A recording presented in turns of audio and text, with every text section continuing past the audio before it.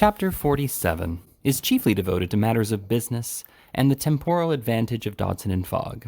Mr. Winkle reappears under extraordinary circumstances. Mr. Pickwick's benevolence proves stronger than his obstinacy. Job Trotter, abating nothing of his speed, ran up Holborn, sometimes in the middle of the road, sometimes on the pavement, sometimes in the gutter, as the chances of getting along varied with the press of men, women, children, and coaches in each division of the thoroughfare, and regardless of all obstacles, stopped not for an instant until he reached the gate of Gray's Inn. Notwithstanding all the expedition he had used, however, the gate had been closed a good half-hour when he reached it, and by the time he had discovered Mr. Perker's laundress, who lived with a married daughter, who had bestowed her hand upon a non-resident waiter, who occupied the one pair of some number in some street closely adjoining to some brewery somewhere behind Gray's Inn Lane, it was within 15 minutes of closing the prison for the night.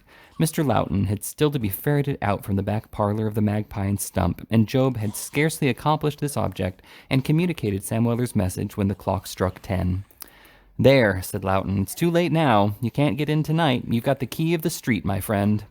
"Never mind me," replied Job. "I can sleep anywhere, but won't it be better to see Mr. Perker tonight, so that we may be there the first thing in the morning?" "Why," responded Loughton after a little consideration, "if it was in anybody else's case, Perker wouldn't be best pleased at my going up to his house. But as it's Mr. Pickwick's, I think I may venture to take a cab and charge it to the office." Deciding on this line of conduct, Mr. Loughton took up his hat and, begging the assembled company to appoint a deputy chairman during his temporary absence, led the way to the nearest coach stand. Summoning the cab of most promising appearance, he directed the driver to repair to Montague Place, Russell Square. Mr. Perker had had a dinner party that day, as was testified by the appearance of lights in the drawing-room windows, the sound of an improved grand piano, and an improvable cabinet voice issuing therefrom, and a rather overpowering smell of meat which pervaded the steps and entry. In fact, a couple of very good country agencies happened to come up to town at the same time. An agreeable little party had been got together to meet them, comprising Mr. Snicks, the Life Office Secretary, Mr. Prozay, the eminent counsel, 3 solicitors, 1 commissioner of bankrupts, a special pleader from the Temple, a small-eyed, peremptory young gentleman, his pupil, who had written a lively book about the law of demises, with a vast quantity of marginal notes and references, and several other eminent and distinguished personages. From this society, little Mr. Perker detached himself on his clerk being announced in a whisper, and repairing to the dining-room, there found Mr. Loughton and Job Trotter looking very dim and shadowy by the light of a kitchen candle, which the gentleman who condescended to appear in plush shorts and cottons for a quarterly stipend had, with a becoming contempt for the clerk and all things pertaining to the office, placed upon the table. "Now, Loughton," said little Mr. Perker, shouting the door. "What's the matter? No important letter comes in a parcel, is there?" No, sir, replied Loughton. "This is a messenger from Mr. Pickwick, sir." "From Pickwick, eh?" said the little man, turning quickly to Job. "Well, what is it?" "Dodson and Fogg have taken Mrs. Bardell in execution for her costs, sir," said Job. "No!" exclaimed Perker, putting his hands in his pockets and reclining against the sideboard. "Yes," said Job. "It seems they got a cutnovit out of her, for the amount of 'em, directly after the trial." "My goodness," said Perker, taking both hands out of his pockets and striking the knuckles of his right against the palm of his left emphatically. "Those are the cleverest scamps I ever had anything to do with." "The sharpest practitioners I ever knew, sir," observed Loughton. "Sharp," echoed Perker. "There's no knowing where to have them." "Very true, sir, there is not," replied Loughton, and then both master and man pondered for a few seconds with animated countenances, as if they were reflecting upon one of the most beautiful and ingenious discoveries that the intellect of man had ever made. When they had in some measure recovered from their trance of admiration, Job Trotter discharged himself of the rest of his commission. Perker nodded his head thoughtfully and pulled out his watch. "At 10 precisely I will be there," said the little man. "Sam is quite right. Tell him so. Will you take a glass of wine, Loughton?" "No, thank you, sir." "You mean yes, I think," said the little man, turning to the sideboard for a decanter and glasses. As Loughton did mean yes, he said no more on the subject, but inquired of Job in an audible whisper whether the portrait of Perker, which hung opposite the fireplace, wasn't a wonderful likeness, to which Job of course replied that it was. The wine being by this time poured out, Loughton drank to Mrs. Perker and the children, and Job to Perker. The gentleman in the plush shorts and cottons, considering it no part of his duty to show the people from the office out, consistently declined to answer the bell, and they showed themselves out. The attorney betook himself to his drawing-room, the clerk to the Magpie and Stump, and Job to Covent Garden Market to spend the night in the vegetable basket. Punctually at the appointed hour next morning, the good-humored little attorney tapped at Mr. Pickwick's door, which was opened with great alacrity by Sam Weller. "Mr. Perker, sir," said Sam, announcing the visitor to Mr. Pickwick, who was sitting at the window in a thoughtful attitude. "Very glad you've looked in accidentally, sir. I rather think the governor wants to have a word and a half with you, sir." Perker bestowed a look of intelligence on Sam, intimating that he understood he was not to say he had been sent for, and beckoning him to approach, whispered briefly in his ear. "You don't mean that there, sir," said Sam, starting back in you don't mean that there, sir," said Sam, starting back in excessive surprise. Perker nodded and smiled. Mr. Samuel Weller looked at the little lawyer, then at Mr. Pickwick, then at the ceiling, then at Perker again, grinned, laughed outright, and finally, catching up his hat from the carpet without further explanation, disappeared.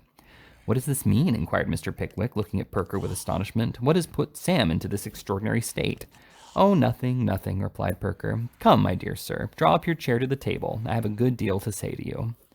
"What papers are those?" inquired Mr. Pickwick, as the little man deposited on the table a small bundle of documents tied with red tape. "The papers in Bardell and Pickwick," replied Perker, undoing the knot with his teeth. Mr. Pickwick grated the legs of his chair against the ground, and throwing himself into it, folded his hands and looked sternly, if Mr. Pickwick could ever look sternly, at his legal friend. "You don't like to hear the name of the cause?" said the little man, still busying himself with the knot. "No, I do not, indeed," replied Mr. Pickwick. "Sorry for that," resumed Perker, "because it will form the subject of our conversation." "I would rather that the subject should never be mentioned between us, Perker," interposed Mr. Pickwick hastily. "Pooh-pooh, my dear sir," said the little man, untying the bundle and glancing eagerly at Mr. Pickwick out of the corners of his eyes. "It must be mentioned. I have come here on purpose. Now, are you ready to hear what I have to say, my dear sir? No hurry if you are not. I can wait. I have this morning's paper here. Your time shall be mine. There." Hereupon, the little man threw one leg over the other and made a show of beginning to read with great composure and application.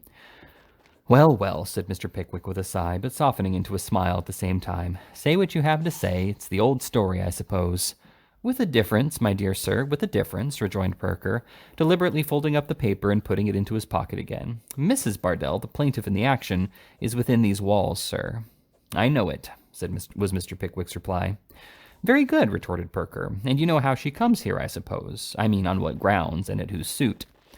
"Yes, at least I have heard Sam's account of the matter," said Mr. Pickwick with affected carelessness. "Sam's account of the matter," replied Perker, "is, I will venture to say, a perfectly correct one. Well now, my dear sir, the first question I have to ask is whether this woman is to remain here." "To remain here?" echoed Mr. Pickwick. "To remain here, my dear sir," rejoined Perker, leaning back in his chair and looking steadily at his client. "How can you ask me?" said that gentleman. "It rests with Dodson and Fogg. You know that very well." "I know nothing of the kind," retorted Perker firmly. "It does not rest with Dodson and Fogg. You know the men, my dear sir, as well as I do. It rests solely, wholly, and entirely with you." "With me?" ejaculated Mr. Pickwick, rising nervously from his chair and reseating himself directly afterwards. The little man gave a double knock on the lid of his snuff-box, opened it, took a great pinch, shut it up again, and repeated the words, "With you." "I say, my dear sir," resumed the little man, who seemed to gather confidence from the snuff, "I say that her speedy liberation or perpetual imprisonment rests with you, and with you alone. Hear me out, my dear sir, if you please, and do not be so very energetic, for it will only put you into a perspiration and do no good whatever. I say," continued Perker, checking off each position on a different finger as he laid it down, "I say that nobody but you can rescue her from this den of wretchedness, and that you can only do that by paying the costs of this suit, both of plaintiff and defendant, into the hands of these Freeman Court sharks. Now pray be quiet, my dear sir."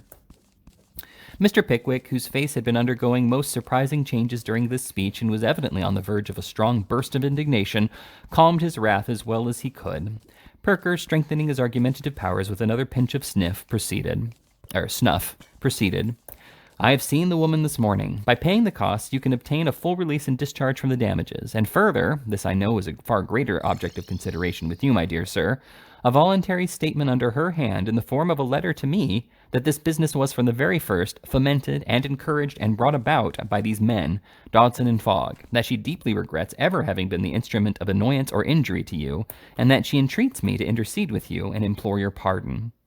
"If I pay her costs for her," said Mr. Pickwick indignantly, "a valuable document indeed." No if in the case, my dear sir, said Perker triumphantly. There is the very letter I speak of, brought to my office by another woman at 9 o'clock this morning, before I had set foot in this place or held any communication with Mrs. Bardell, upon my honor. Selecting the letter from the bundle, the little lawyer laid it at Mr. Pickwick's elbow and took snuff for 2 consecutive minutes without winking. Ouch. Is this all you have to say to me? Inquired Mr. Pickwick mildly. Not quite, replied Perker. I cannot undertake to say at this moment whether the wording of the cognovit, the nature of the ostensible consideration, and the proof we can get together about the whole conduct of the suit will be sufficient to justify an indictment for conspiracy. I fear not, my dear sir. They are too clever for that, I doubt. I do mean to say, however, that the whole facts taken together will be sufficient to justify you in the minds of all reasonable men. And now, my dear sir, I put it to you. This £150, or whatever it may be, taken in round numbers, is nothing to you. A jury has decided against you. Well, their verdict is wrong, but still they decided as they thought right, and it is against you. You have now an opportunity on easy terms of placing yourself in a much higher position than you ever could by remaining here, which would only be imputed by people who didn't know you to sheer dogged, wrong-headed, brutal obstinacy. Nothing else, my dear sir, believe me. Can you hesitate to avail yourself of it when it restores you to your friends, your old pursuits, your health and amusements, when it liberates your faithful and attached servant, whom you otherwise doomed to imprisonment for the whole of your life, and above all, when it enables you to take the very magnanimous revenge, which I know, my dear sir, is one after your own heart, of releasing this woman from a scene of misery and debauchery, to which no man should ever be consigned if I had my will, but the infliction of which on any woman is even more frightful and barbarous. Now I ask you, my dear sir, not only as your legal adviser, but as your very true friend, will you let it slip the occasion of attaining all these objects and doing all this good for the paltry consideration of a few pounds finding their way into the pockets of a couple of rascals, to whom it makes no manner of difference, except that the more they gain, the more they'll seek, and so the sooner be led into some piece of knavery that must end in a crash? I have put these considerations to you, my dear sir, very feebly and imperfectly, but I ask you to think of them. Turn them over in your mind as long as you please. I wait here most patiently for your answer. Before Mr. Pickwick could reply, before Mr. Perker had taken 1/20th part of the snuff with which so unusually long an address imperatively required to be followed up, there was a low murmuring of voices outside, and then a hesitating knock at the door. Dear, dear, exclaimed Mr. Pickwick, who had been evidently roused by his friend's appeal. What an annoyance that door is. Who is that? Me, sir, replied Sam Weller, putting in his head. I can't speak to you just now, Sam, said Mr. Pickwick. I am engaged at this moment, Sam. Beg your pardon, sir, rejoined Mr. Weller, but here's a lady here, sir, as says she's something very particular to disclose. I can't see any lady, replied Mr. Pickwick, whose mind was filled with visions of Mrs. Bardell.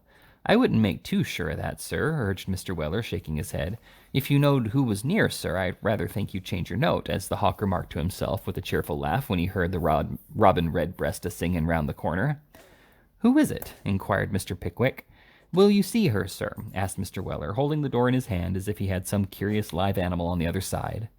I suppose I must, said Mr. Pickwick, looking at Perker. Well then, all in to begin, cried Sam. Sound the gong, draw the curtain, and enter the 2 conspirators. As Sam Weller spoke, he threw the door open, and there rushed tumultuously into the room Mr. Nathaniel Winkle, leading after him by the hand the identical young lady who at Dingley Dell had worn the boots with the fur round the tops, and who, now a very pleasing compound of blushes and confusion in lilac silk, and a smart bonnet and a rich lace veil, looked prettier than ever. Miss Arabella Allen, exclaimed Mr. Pickwick, rising from his chair. No, replied Mr. Winkle, dropping on his knees. Mrs. Winkle. Pardon, my dear friend, pardon. Mr. Pickwick could scarcely believe the evidence of his senses, and perhaps would not have done so, but for the corroborative testimony afforded by the smiling countenance of Perker, and the bodily presence in the background of Sam and the pretty housemaid, who appeared to contemplate the proceedings with the liveliest satisfaction. Oh, Mr. Pickwick, said Arabella in a low voice, as if alarmed at the silence, can you forgive my imprudence? Mr. Pickwick returned no verbal response to this appeal, but he took off his spectacles in great haste, and seizing both the young lady's hands in his, kissed her a great number of times, perhaps a greater number than was absolutely necessary, and then, still retaining one of her hands, told Mr. Winkle he was an audacious young dog, and bade him get up. This Mr. Winkle, who had been for some seconds scratching his nose with the brim of his hat in a penitent manner, did, whereupon Mr. Pickwick slapped him on the back several times and then shook hands heartily with Perker, who, not to be behindhand in the compliments of the occasion, saluted both the bride and the pretty housemaid with right good will, and having wrung Mr. Winkle's hand most cordially, wound up his demonstrations of joy by taking snuff enough to set any half-dozen men with ordinarily constructed noses sneezing for life. "Why, my dear girl," said Mr. Pickwick, "how has all this come about? Come, sit down and let me hear it all. How well she looks, doesn't she, Perker?" added Mr. Pickwick, surveying Arabella's face with a look of as much pride and exultation as if she had been his daughter. "Delightful, my dear sir," replied the little man. "If I were not a married man myself, I should be disposed to envy you, you dog." Thus expressing himself, the little lawyer gave Mr. Winkle a poke in the chest, which that gentleman reciprocated, after which they both laughed very loudly, but not so loudly as Mr. Samuel Weller, who had just relieved his feelings by kissing the pretty housemaid under cover of the cupboard door. "I can never be grateful enough to you, Sam, I'm sure," said Arabella with the sweetest smile imaginable. "I shall not forget your exertions in the garden at Clifton." "Don't say nothing whatever about it, ma'am," replied Sam. "I only assisted nature, ma'am, as the doctor said to the boy's mother after he'd bled him to death." "Oh." "Mary, my dear sir, sit down," said Mr. Pickwick, cutting short these compliments. "Now then, how long have you been married, eh?" Arabella looked bashfully at her lord and master, who replied, "Only 3 days." "Only 3 days, eh?" said Mr. Pickwick. "Why, what have you been doing these 3 months?" "Ah, to be sure," interposed Perker. "Come, account for this idleness. You see, Mr. Pickwick's only astonishment is that it wasn't all over months ago." "Why, the fact is," replied Mr. Winkle, looking at his blushing young wife, "that I could not persuade Bella to run away for a long time. And when I had persuaded her, it was a long time more before we could find an opportunity. Mary had to give a month's warning, too, before she could leave her place next door, and we couldn't possibly have done it without her assistance." "Upon my word," exclaimed Mr. Pickwick, who by this time had resumed his spectacles and was looking from Arabella to Winkle and from Winkle to Arabella, with as much delight depicted in his countenance as warm-heartedness and kindly feeling can communicate to the human face. "Upon my word, you seem to have been very systematic in your proceedings. And is your brother acquainted with all this, my dear?" "Oh, no," replied Arabella, changing color. "Dear Mr. Pickwick, he must only know it from you, from your lips alone. He is so violent, so prejudiced, and has been so anxious in behalf of his friend, Mr. Sawyer," added Arabella, looking down, "that I fear the consequences dreadfully." "Ah, to be sure," said Perker gravely. "You must take this matter in hand for them, my dear sir. These young men will respect you when they would listen to nobody else. You must prevent mischief, my dear sir. Hot blood, hot blood." And the little man took a warning pinch and shook his head doubtfully. "You forget, my love," said Mr. Pickwick gently. "You forget I am a prisoner." "No, indeed, I do not, my dear sir," replied Arabella. "I never have forgotten it. I have never ceased to think how great your sufferings must have been in this shocking place. But I hope that what no consideration for yourself would induce you to do, a regard to our happiness might. If my brother hears of this first from you, I feel certain we shall be reconciled. He is my only relation in the world, Mr. Pickwick, and unless you plead for me, I fear I have lost even him. I've done wrong, very, very wrong, I know." Here poor Arabella hid her face in her handkerchief and wept bitterly. Mr. Pickwick's nature was a good deal worked upon by these same tears, but when Mrs. Winkle, drying her eyes, took to coaxing and entreating in the sweetest tones of a very sweet voice, he became particularly restless and evidently undecided how to act, as was evinced by sundry nervous rubbings of his spectacle glasses, nose, tights, head, and gaiters. Taking advantage of these symptoms of indecision, Mr. Perker, to whom it appeared the young couple had driven straight that morning, urged with legal point and shrewdness that Mr. Winkle senior was still unacquainted with the important rise in life's flight of steps which his son had taken, that the future expectations of the said son depended entirely upon the said Winkle senior continuing to regard him with undiminished feelings of affection and attachment, which it was very unlikely he would, if this great event were long kept a secret from him, that Mr. Pickwick, repairing to Bristol to seek Mr. Allen, might, with equal reason, repair to Birmingham to seek Mr. Winkle senior. Lastly, that Mr. Winkle senior had good right and title to consider Mr. Pickwick as in some degree the guardian and adviser of his son, and that it consequently behooved that gentleman, and was indeed due to his personal character, to acquaint the aforesaid Winkle senior personally and by word of mouth with the whole circumstances of the case, and with the share he had taken in the transaction. Mr. Tupman and Mr. Snodgrass arrived most opportunely in this stage of the pleadings, and it was necessary to explain to them all that had occurred, together with the various reasons pro and con. The whole of the arguments was gone over again. After which everybody urged every argument in his own way and at his own length. At last, Mr. Pickwick fairly argued and remonstrated out of all his resolutions, and being in imminent danger of being argued and remonstrated out of his wits, caught Arabella in his arms, and declaring that she was a very amiable creature, and that he didn't know how it was, but he had always been very fond of her from the first, said he could never find it in his heart to stand in the way of young people's happiness, and they might do with him as they pleased. Mr. Weller's first act on hearing this concession was to dispatch Job Trotter to the illustrious Mr. Pell with an authority to deliver to the bearer the formal discharge which his prudent parent had had the foresight to leave in the hands of that learned gentleman, in case it should be at any time required on an emergency. His next proceeding was to invest his whole stock of ready money in the purchase of 25 gallons of mild porter, which he himself dispensed on the racket ground to everybody who would partake of it. This done, he hurrahed in divers parts of the building until he lost his voice, and then quietly relapsed into his usual collected and philosophical condition. At 3 o'clock that afternoon, Mr. Pickwick took a last look at his little room and made his way, as well as he could, through the throng of debtors who pressed eagerly forward to shake him by the hand until he reached the lodge steps.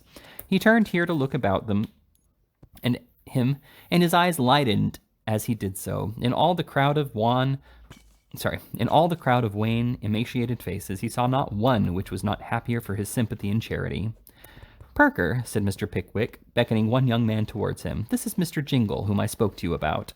"Very good, my dear sir," replied Perker, looking hard at Jingle. "You will see me again, young man, tomorrow. I hope you may live to remember and feel deeply what I shall have to communicate, sir." Jingle bowed respectfully, trembled very much as he took Mr. Pickwick's proffered hand, and withdrew. "Job, you know, I think," said Mr. Pickwick, presenting that gentleman. "I know the rascal," replied Perker good-humoredly. "See after your friend, and be in the way tomorrow at 1. Do you hear? Now, is there anything more?" "Nothing," rejoined Mr. Pickwick. "You have delivered the little parcel I gave you for your old landlord, Sam?"